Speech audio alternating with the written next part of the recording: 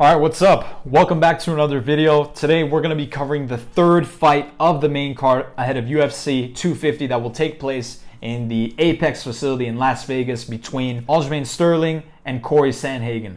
But before we get into it really quickly, I just want to let you guys know that I've covered the early prelims of UFC 250, I've covered the prelims, I've covered the previous main cards, and I'm also going to be covering the next fights to come. So if you're interested to check those fights out, subscribe to the channel so you can be notified when I post and you can see those predictions. All right, so now that we got that out of the way, let's quickly get into the odds for this fight. Sterling is currently the favorite with -120, whereas Sandhagen is the underdog at +100. So let's start with Sandhagen, the Sandman. He's currently ranked 4th in the bantamweight division. So this is an extremely interesting card to look at because it was deemed by many to potentially be the fight of the night, and I believe it's going to be fight of the night as well, and I'll slowly get into why. So Sandhagen is currently ranked 4th in the bantamweight division rankings.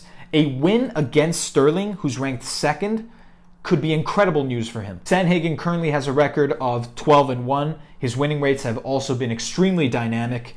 He's won 4 via knockout, 3 via submission, and another 5 via decision. Sandhagen has also interestingly never been knocked out or submitted, and he is coming into UFC 250 with 7 straight wins. Specifically, his latest fight took place in August 2019, where he faced Rafael Assunção, who is facing Cody Garbrandt in the next card, which is definitely going to be one to watch out for. And he managed to defeat Assunção via unanimous decision. So what type of fighter is Sandhagen? He's one that tends to move very quickly, tends to throw those kicks, throw those jabs, approach you slowly and then pressure you right away. And at the same time, he also has a multitude of different holds in his locker. A recent fight that I saw was the one that he had against Mario Bautista. This was an example where he tried pretty much any hold in the game against him, and then he was finally able to submit Bautista via an armbar in the very first round, which is an extremely hard thing to do. So overall, we know that Sandhagen is definitely a very hot prospect.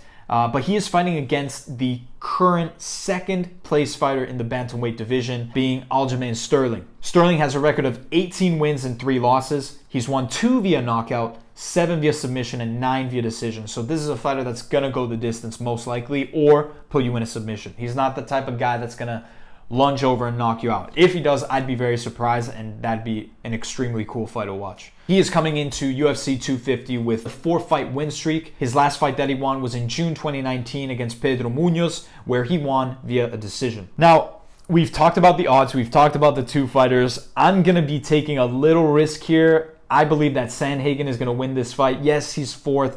Yes, he's not the favorite, but that's what makes this fight that much more interesting, and that's what makes it that much cooler, I think, to go for the underdog in this case.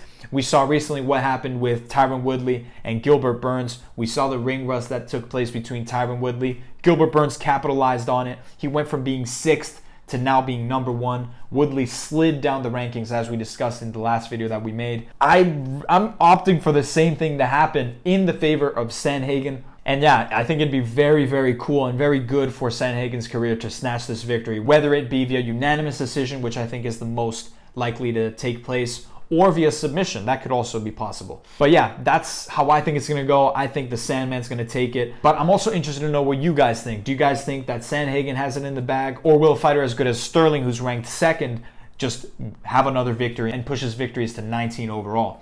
I'm interested to know what you guys think. Comment down below. Let's get a little discussion going.